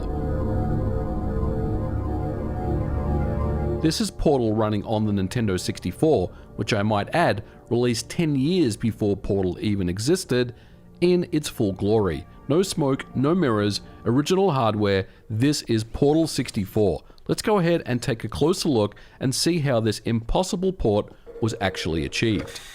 Very good. You are now in possession of the Aperture Science handheld Portal device. Portal 64 is the official name for the demake that runs on the N64, and it has been developed by James Lambert. Now, James is an experienced programmer who has worked on various N64 projects over the years, including a very impressive Mega Texture tech demo that was released earlier this year, demonstrating its software's Mega Texture technology running on the N64, with just 4 megs of memory, I might add. Portal 64, on the other hand, aims to bring the entire game to the N64 and with this latest update 0.13, it's already damn close. There are 12 test chambers that have been developed, there's a fully functional portal gun, the physics engine is completely implemented, there is a lighting system, the menu system has already been implemented, including multi-language subtitle and audio dialogue support, there's cutscenes, there's sound effects, there's also realistic reflections as well. And when you first launch into the game, it truly feels like this is a Valve official game, complete with the classic intro and even the menu system that is very familiar to those who play Valve titles.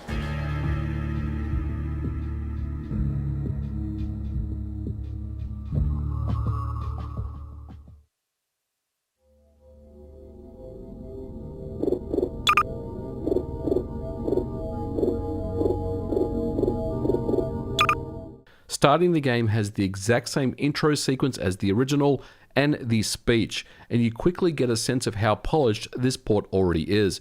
It runs very smooth, much smoother than you would expect targeting 30 FPS, and the Nintendo 64 gamepad is almost ideal for this game, with clever use of the analog stick and C buttons to navigate, the R button to grab objects, Z to jump, and of course A to fire the portal gun. Everything can be remapped as well if it's not to your liking, and overall this port is very smooth and very faithful to the original game, and I quite can't believe that Portal is running on the Nintendo 64 without any type of help.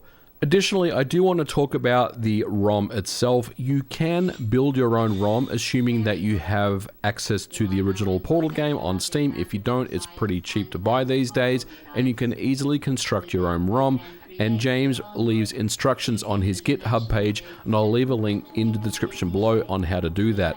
Now, of course, you can run Portal on original hardware, and here it is running on my EverDrive cartridge with the original N64, but emulation also works as well. I've tried many different N64 emulators, and you can run Portal just fine. And of course, for those people that have the Nintendo 64 core and a MiSTer FPGA, Portal even runs on the MiSTer, so you can pretty much run this anywhere you like, it's up to you, but I do definitely recommend that you check this out. So exactly how was this port pulled off? Well, for all that, I recommend that you check out James's awesome YouTube channel, which I will leave a link in the description below, who goes into some very great detail about how Portal 64 came to be. But essentially, what we're talking about here is using the strengths of the Nintendo 64 hardware and minimizing any of the weaknesses to get the game running well. Now, the biggest and most obvious question is how the Nintendo 64 is able to pull off the portal effect of looking into another part of the test chamber as seen through the portal.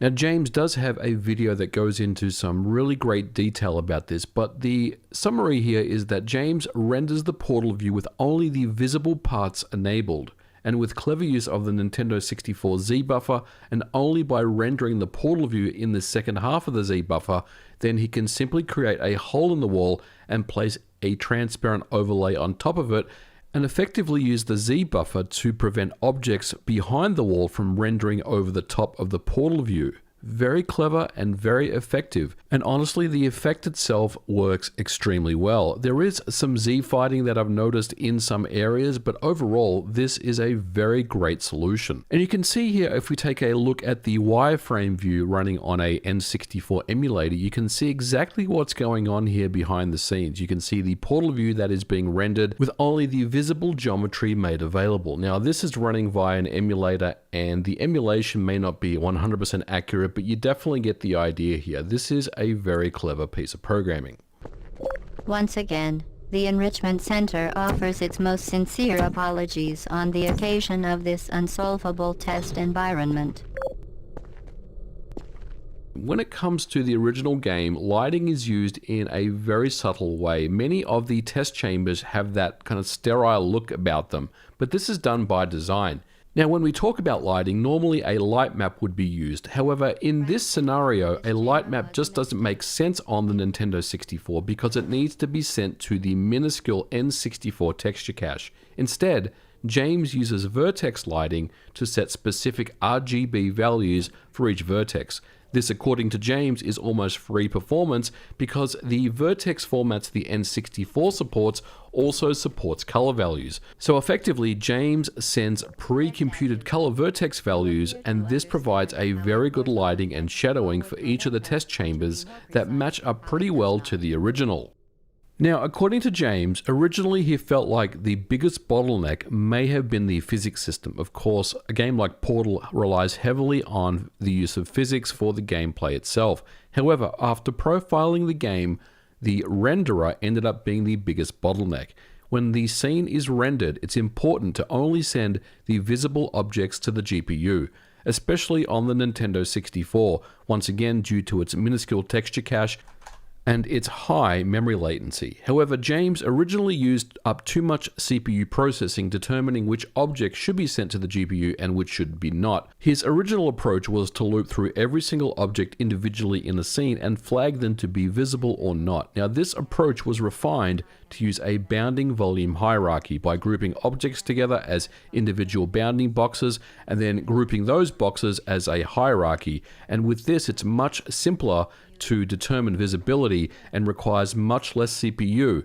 Now, this would give a massive performance increase, especially in test chambers with more geometry later on in the game. James also implemented anamorphic widescreen as well as interlaced and non-interlaced screen modes. He also mentioned that compiler optimizations weren't turned on until later on in the project, so he wasn't really quite sure what level of performance could be achieved with enabling the compiler optimizations.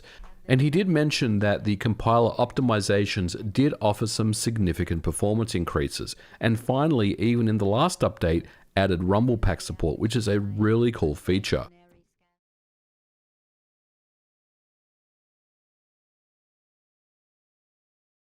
Doom 3 released in 2004 and at the time represented a massive step forward in graphics technology. Its id Tech 4 engine, once again developed by John Carmack, would show off a brand new dynamic per pixel lighting system, which is new technology in games that gave lights a more realistic appearance and shadows that allowed lights to cast even on non-static objects such as monsters and machinery. id Tech 4 would also include normal mapping and specular highlighting. The end result of this technology, including the new complex animation system and scripting system, would be a horror-style action game that stood out above the rest. In 2004, this was a technical showcase, and in many ways before its time, and the game itself would feature a great story, atmospheric sound and gameplay, and this was just the icing on the cake. In the end, Doom 3 was a very successful game, selling 3.5 million copies on the PC and an 87 Metacritic score. Doom 3 would also win multiple awards for its graphical technology. But all this would come at a cost. You would need a fairly beefy PC to run Doom 3 at all, with decent frame rates. The minimum specification on the original Doom 3 box requires a Pentium 4 or Athlon CPU running at 1.5 GHz with 384 MB of RAM, 2.2 GB of hard drive space, and a fast DirectX 9 compatible graphics card.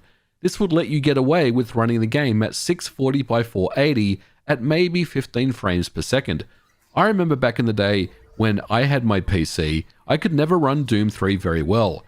It simply beat up my poor GeForce 3 graphics card, and in the end I switched over to Half-Life 2, which ran much better. It was one of those games that defined the term PC Master Race, with people building a PC just to play the game. And if you had the cash, it was an amazing experience. But many people didn't, and this was the age before multi-core CPUs, where a single-core Pentium 4 could reach very high frequencies. In 2005, Doom 3 would find its way to the console for the very first time with the original Xbox. And for all intents and purposes, the OG Xbox port of Doom 3 is excellent, with almost everything brought across from the PC. It also had an added bonus of up to 4-player co-op mode over System Link or Xbox Live. And for me personally, the original Xbox version ran better than the PC that I had at the time. The Xbox version runs at 640 by 480.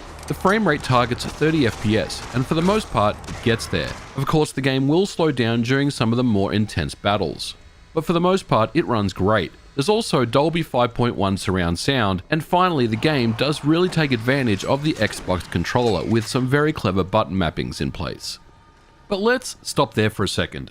Doom 3 on the PC, as we said, required a minimum of 384 megabytes of RAM and a 1.5 GHz CPU and a DX9 capable card. The OG Xbox, on the other hand, runs a 733 MHz processor, only 64 megabytes of RAM, which I might add is universally shared. In other words, there is no dedicated GPU RAM. It takes a portion of the 64 megabytes itself. The original Xbox version was developed by Vicarious Visions, who already had experience porting Star Wars Jedi Knight 2 Jedi Outcast to both the GameCube and the original Xbox back in 2002. But Doom 3 would not just be a simple port. Karthik Bala, the founder and CEO of Vicarious Visions in 2004, said, just to provide some clarification off the top, Doom 3 for Xbox is really another version of id Sengua's title rather than a port. We're in simultaneous development with id, and although the game will appear on PC slightly before it does on the Xbox, Doom 3 will represent more of a multi-platform launch than a typical port. So exactly how do you port Doom 3 to the original Xbox that has much lower specifications than the minimum hardware requirements? Well, as always, it comes down to clever programming, taking advantage of the target hardware that you have, and of course, optimization. For this, I reached out to Brian Osman, who at the time worked as a senior programmer for Vicarious Visions on the original Doom 3 port for the OG Xbox, to get a better understanding. Vicarious Visions had experience in bringing id Tech 3 games to console with their port of Jedi Knight 2, and were prototyping more demanding id Tech 3 titles. id Tech 4, of course, would be a completely different thing, more demanding and more resource intensive. However, according to Brian, although Doom 3 was incredibly intensive and demanding, it was also very well aligned with the NVIDIA graphics chip found in the OG Xbox, the NV2A. The NV2A was a custom NVIDIA graphics chip that for the first time in hardware consoles offered both fixed and, more importantly, programmable vertex and pixel shaders. It would allow tasks to be assigned to the GPU that traditionally were handled by the CPU.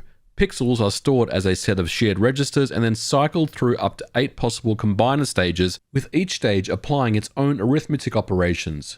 And this programmability and hardware capabilities of the NV2A lined up very well with Doom 3.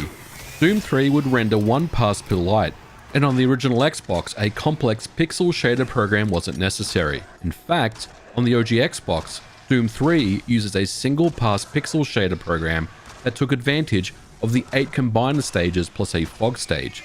This approach would then take care of all the lighting and normal mapping in the game.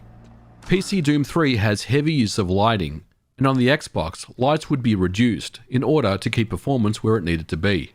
If you side by side the same scene, PC on one side and Xbox on the other, the reduction in lighting is apparent. But the biggest optimizations would come by taking advantage of the Xbox GPU. On PC Doom 3, all character skinning was performed by the CPU. It didn't do any vertex shading on the models at all, and according to Brian, this was done on the PC to have exact polygon hit detection for the enemies. More impressively, if you shot an enemy, blood decals would project through space and decal wrap around the geometry of the level, including the character models themselves. For the character models, this was simply not possible with the amount of processing that the Xbox CPU has. To compensate, Brian replaced the hit detection with a more rudimentary bounding box collision approach. Most people that played Doom 3 on the OG Xbox wouldn't even notice this, and in the end, it was good enough. To solve for the blood decals on the character models, Brian would use a second layer of vertices that were mapped over the whole model that would determine how much blood needed to be visible and increment as the enemies were shot. Offloading these very processor intensive and important tasks to the GPU would be the order of the day. Another roadblock was that like id Tech 3, id Tech 4 used OpenGL in its backend. And of course, the original Xbox didn't have any support for OpenGL at all. But as mentioned, Vicarious Visions already had experience with id Tech 3 and OpenGL. Initially, an OpenGL to Direct 3D wrapper was used, however, during development, this was scaled back, and the game would use a native Direct 3D backend to squeeze as much performance out of the hardware as possible. A very important aspect of the original Xbox port that the competition, notably the GameCube and PS2, didn't have at least out of the box was the built-in storage. Recall that the Xbox has 8GB built in. The hard drive would be crucial for Doom 3 to run on the original Xbox. In my experience, many developers used this space as some type of virtual memory swap space to get around the 64MB limitation.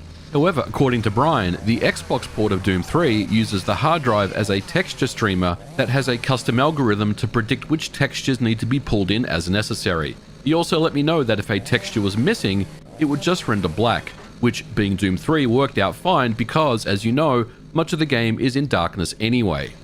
Much of Doom 3's file formats over on the PC were in plain ASCII. Additional optimizations were also done to convert all scripting and map data to compressed binary files. This would significantly help with loading performance and reduce memory usage. Vicarious Visions would also take the fairly complex keyboard controls of the PC version and map them across to the Xbox controller. And this took the form of D-pad shortcuts for weapons, as well as implementing a Halo-style control scheme. Having prior experience on bringing id Tech 3 titles to console meant that VV had a very good understanding of how to get it right, and you know what? They absolutely nailed it. But all this still doesn't really answer the question, how did they fit Doom 3 in less than 64 megabytes of memory? The initial approach was to build a small vertical slice or proof of concept that stripped out everything other than running the game with a tiny map that would use a small amount of memory and fail gracefully. From there, the approach was to carefully add systems back into the game one at a time, performing an optimization pass on each system, reducing memory allocation for unneeded resources. They would also budget out resources by comparing each level to the PC version and determine if any reductions were necessary to fit the game into memory. In the scenario where a particular map was too large to fit into memory even with these specific reductions, then sacrifices had to be made. For example, enemies may have been scaled back, or a hallway or section of the map was cut, or lights were removed in order to free up resources. In some situations, the map was still far too large to fit into Xbox RAM, and in this scenario, the map was simply split into two smaller subsections. One interesting side effect of the aggressive memory optimizations that were done left Doom 3 in a state where if you played the game long enough in one sitting, it would crash with a dirty disk error. According to Brian, the texture streamer in the Xbox port of Doom 3 would slowly fragment memory as you played. It was fine for a couple of hours, but if you played more than like 60% of the game in one sitting, crash. Rather than take the blame, we put up the dirty or unreadable disk error. But this issue aside, it's these performance and memory optimizations and VV's experience in console ports from the PC that would ultimately get the job done. The original Xbox at the time was probably the only console that could pull off Doom 3. VV were experienced enough working with id Tech 3 to know that they could pull it off. According to Karthik Bala, with only 64 megabytes of RAM on the Xbox and a 733 MHz processor, we knew that it would be quite challenging, but not impossible. The team here was really excited to be working on a project, a chance to work on Doom. The icing on the cake would be the exclusive co-op mode that was added to the game as well. And guess what? You can still play Doom 3 on Xbox Live today via Insignia, a modern day Xbox Live replacement that works fantastic. I was playing Doom 3 co-op over the weekend with my good friend Libby, and the experience was fantastic. If you want to learn more about Insignia, I'll leave links in the description below. So, is Doom 3 considered an impossible port? In many ways it is, but with the right team, with the right technical knowledge, and of course the Xbox hardware at the time, rather than impossible, I would consider it more of a controlled risk. VV had a very good idea that Doom 3 was definitely possible, and they were able to execute on it by masterfully crafting an amazing experience and an amazing port. I definitely recommend you check out Doom 3 on the original Xbox if you're a fan of either Doom 3 or the Xbox, and I think that this is one of the best ports ever made.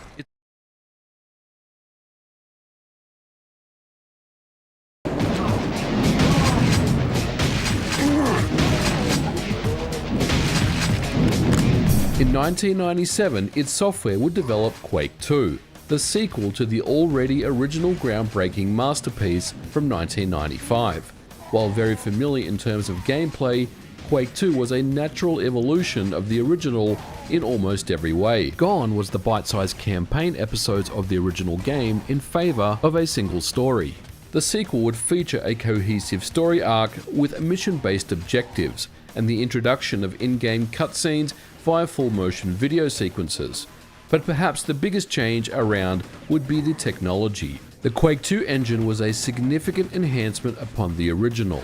The engine would come out of the box supporting all popular 3D graphics cards on the market. This meant that graphical enhancements including shadowing, light mapping, texture filtering, and alpha blending, these types of effects all became attainable with a 3D graphics card. And of course, the colored lighting and much brighter palettes over the original game was the star of the show. id Software was the very first to do it, and they did it in style. Quake 2 was probably one of the very first games to really push the whole PC Master Race war. You needed a fast processor like a Pentium and a 3D effects card like a Voodoo 2 to get a decent frame rate out of the game. Anything higher would require a faster 3D effects card or an SLI configuration or even a Voodoo 5500 card, which was the best in class at the time. And yet, with the demands of the game to PC hardware, it managed to find its way on consoles in the form of the Nintendo 64 version and the focus of today's episode, the incredible PlayStation 1 port. The PS1 version of Quake 2 is one of the most fascinating ports ever developed. Many believed it was impossible to port even the first Quake to Sony's console, and although it was rumored to be in development, it never appeared. It seemed like Quake 2 would be out of the question, but here we are. Quake 2 on the PlayStation was developed by Hammerhead Studios, and they took upon the challenge themselves to see if it was possible to port the much more sophisticated sequel, and as we know, they were able to pull it off. But let's be clear, this was not lightning in a bottle. Hammerhead was a company formed by Chris Stanforth, who previously worked at Traveller's Tales and had much experience in making games. Before Quake 2 on the PlayStation, Hammerhead would develop Shadow Master, a vehicular-based first-person action title released for both the PS1 and the PC. Although the game was criticized for its gameplay, it was much praised for its excellent 3D technology with fast rendering and very cool post-processing effects. It's a beautiful looking game even to this day, and it's at least worth a look.